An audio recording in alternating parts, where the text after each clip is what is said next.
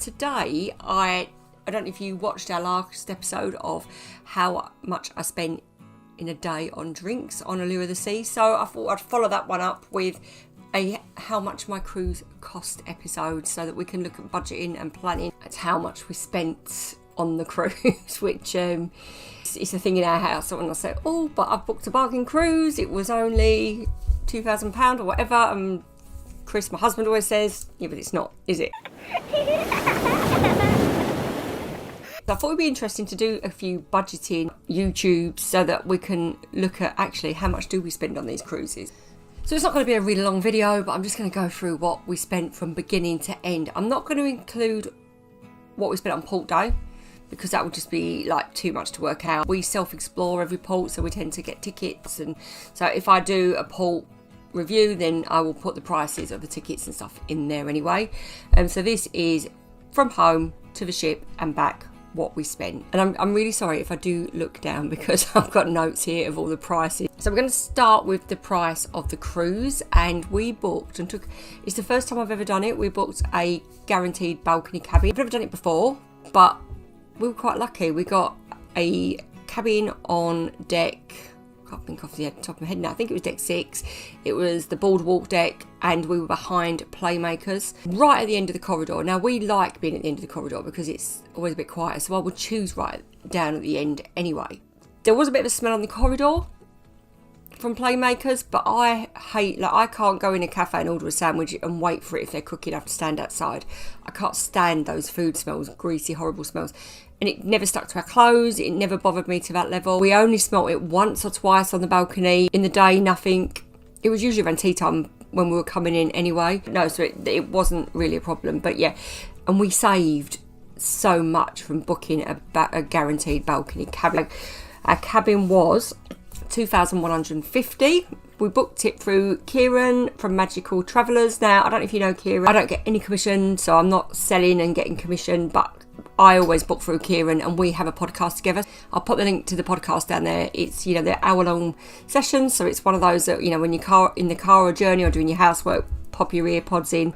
Yeah, so it was $2,150 for the cruise in a guaranteed cabin. After that, we were cruising out of Barcelona. So Barcelona is just, if I can choose a European port to go out of, it will be Barcelona. It's one of my favourite cities, plus it's so easy. So our flights into Barcelona, because I didn't book the flights till late, this was quite a last minute cruise, were £500.88, and that was with EasyJet, and that was with extra luggage as well. So I think I went for 26 kilograms.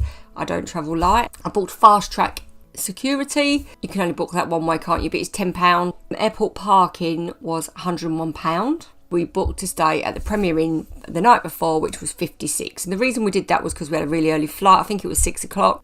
We have 2 adult sons.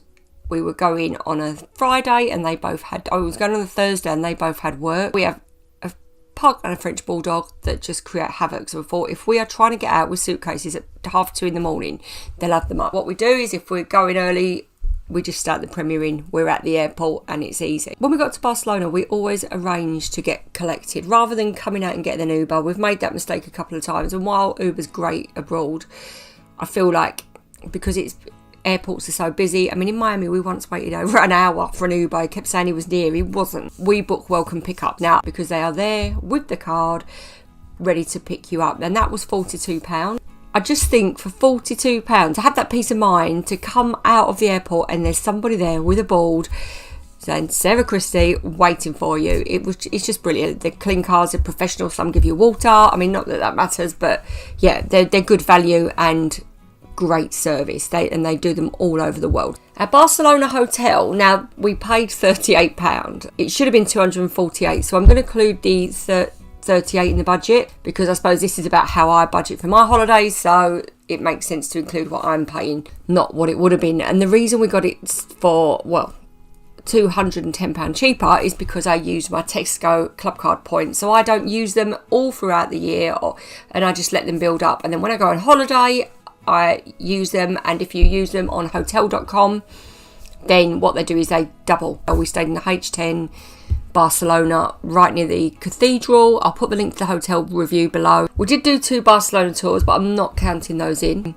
But I'm going to recommend, because it was a collaboration with the blog, we did get the tours for free, and I'm not including this into the full thing, but I just feel like I need to mention it because they were amazing.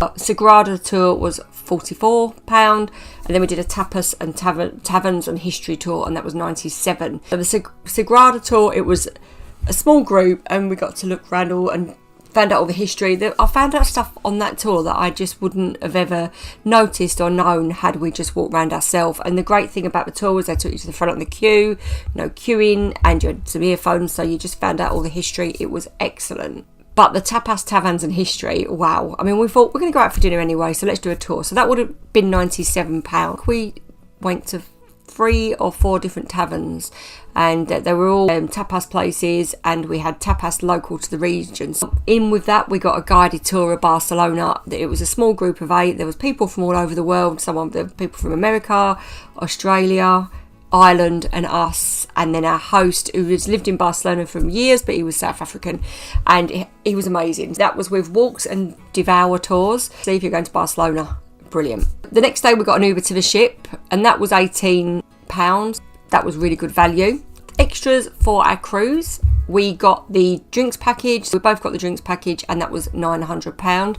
Now, I did cancel that twice because it went on offer a few times. If you saw my drinks video, you will see from that what I monitor the app every day when I'm eating my breakfast. I just check all the prices, and I book it on my Amex and then pay it off as soon as I book it. If it goes down, you are able to cancel it and rebook it. The way I do it is, because I've paid it on my Amex and paid it off, I think, right, that's it, it's paid. If it goes down, then I rebook it on my Amex and cancel it. So I'll get the refund onto my Amex, it will pay it off. It doesn't come off straight away, but because you've got a 30-day window, it does work out, and you get it back before you've got to pay it again. I always do that, and as I say, we cancelled twice at that particular cruise and saved a couple of £100 on the drinks package. It was worth doing. The Wi-Fi package was $219, and what we did was one of us, so I got the package for two devices, and we shared it rather than getting the device each, and that saved quite a bit of money. The only downside I'd say is that if I was doing something and Chris wanted to log in, it would log me out, so you'd have to because we were going between both of us, between our phones and laptops, so we had one each. And if Chris had to go between his phone and laptop and I was doing something, it might knock me out.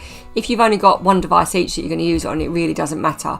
But for example, when I was filming the podcast and Chris decided to change over to his computer, it knocked me off the podcast, so I had to reconnect. That's the only thing that you've got to be mindful of, that you've got to be a bit considerate of each other and think, right, I'm changing. What are you doing? Are you doing anything that's not going to cause a problem if I log you out? Once you're on, it's fine. We had a dining package, so we booked the 3-night dining package, and we do that every time we cruise just because I like to try all the speciality dining, and we got it for $225, so it was like just over $110 each. I mean, when you think that a lot of speciality dinings are around $50, so you're talking about $350, there's a small saving there. It's worth booking as a package. We don't use it for Playmakers, even though we always eat in Playmakers, because Playmakers is so cheap, it's not worth using one of your credits. But yeah, that was £225. And then on top of that, our final bill was £400. Now that was a couple of £100 in the casino, and we went to Playmakers a few times. I must have bought something, but obviously because you've got your dining and your drinks all included, you don't really need to spend much else. Yeah, that was our final bill. And then the taxi to the airport when we came out of the airport. Now that was a bit of a nightmare. We were going to get an Uber. I think basically the Ubers don't really want to come near because the taxis are there queuing, so they all say they're an hour away. So it was a flat fee of €45, so it was £38 to the airport. And you had to get in a queue. It was fine, it went down quite quick, but in hindsight I'd booked welcome pickups, it was the same price. So I've sort of sped through that, but I just wanted to share, because when you book a cruise, it's like, what do I have to book? And I'm going to do a planning episode of the things that you need to think of to plan your cruise, and I'm going to do that for every cruise I do going forward. But I just thought it's really handy to see what people do spend on their cruise. And alright, there's things that we could have done without. We could have done without the fast pass. We didn't need to go the night before. We could have got public transport, but I don't want to. I'm on a holiday that I want to travel well, so that's what we did. The full total for what we spent on our Allure of the Seas Royal Caribbean cruise around the Mediterranean without ports, and that was 4,697.